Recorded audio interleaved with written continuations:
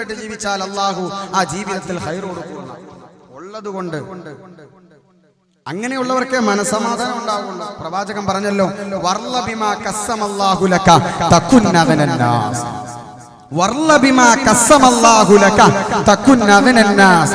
ഉള്ളതുകൊണ്ട് തൃപ്തിപ്പെട്ട് ആരാണോ ജീവിക്കുന്നത് അവന്റെ മനസ്സിന് അല്ലാഹു സമ്പന്നത കൊടുക്കും. മനസ്സ് സമ്പന്നമാകണമല്ലോ. കുറെ കാശ് കിട്ടിയിട്ട് എന്താ ഫലം? അത് ഇന്നല്ലെങ്കിൽ നാളെ തീർന്നു പോകും. ഇന്നലെ വരെ നമ്മുടെ കയ്യിൽ ഇല്ലാതിരുന്ന സമ്പത്ത് നാളെ നമ്മുടെ കയ്യിൽ ഉണ്ടാകുമെന്ന് പറയാൻ പറ്റൂല. സമ്പത്തിന്റെ കാര്യമൊക്കെ അത്രേ ഉള്ളൂ. കുറെ കാശ് കിട്ടിയിട്ടൊന്നും കാര്യമില്ല. മനസ്സിൽ സമ്പന്നത വേണം. ഉള്ളത് കൊണ്ട് തൃപ്തിപ്പെടാനുള്ള മനസ്സ്. അതിൽ അല്ലാഹു ഖൈറ് തരും. വലാ തമുദ്ദന്ന ഐനൈക ഇലാ മാ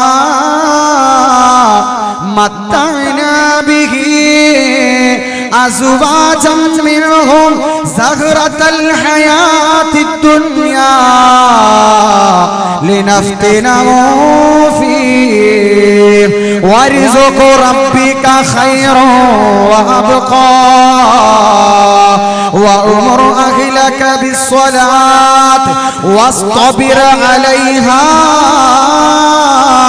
لا نسألك رزقا نحن نرزقك والعاقبة للتقوى.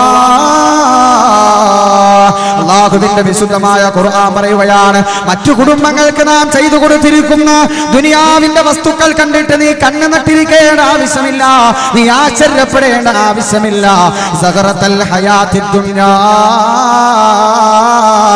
അത് ദുനിയാവിന്റെ അലങ്കാരങ്ങൾ മാത്രമാ.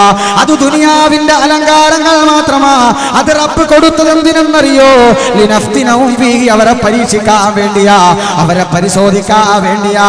വരിസുഖു റബ്ബിക ഖൈറുൻ വഅബ്ഖാ,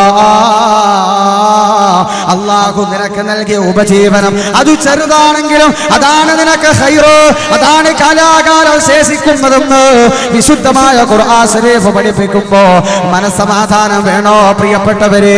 മനസ്സമാധാനവും സന്തോഷവും വേണോ? ഉള്ളത് കൊണ്ട് തൃപ്തിപ്പെട്ട് ജീവിക്കുക. അളന്നു നോക്കാൻ